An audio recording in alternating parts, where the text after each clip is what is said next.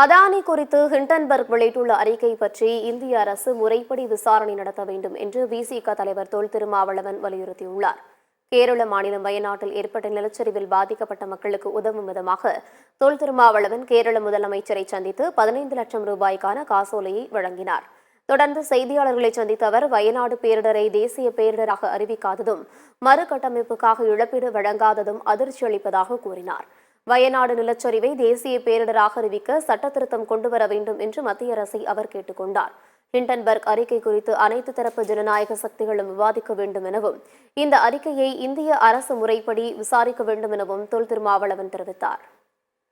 பினராயி விஜயன் அவர்களை விடுதலை சிறுத்தைகள் கட்சியின் சார்பில் சந்தித்தோம். வயநாடு நிலச்சரிவு பேரிடர் நிவாரண நிதியாக ரூபாய் 15 லட்சத்திற்கான காசோலையை விடுதலை சிறுத்தைகள் கட்சியின் சார்பில் முதல்வரிடம் வழங்கினோம். இந்த பேரிடரை ஒரு தேசிய பேரிடராக அறிவிக்கவில்லை என்பது அதிர்ச்சி அளிக்கிறது. மறுவாழ்வுக்காகவும் மறுகட்டுமானத்திற்காகவும் போதிய இழப்பீட்டை இன்னும் வழங்கவில்லை என்பது கூடுதல் அதிர்ச்சியை தருகிறது. அந்த சட்டத்தில் திருத்தத்தை கொண்டு வர வேண்டும். தேசிய பேரிடர் என அறிவிக்கத்தக்க ஒரு திருத்தத்தை கொண்டு வர வேண்டும்.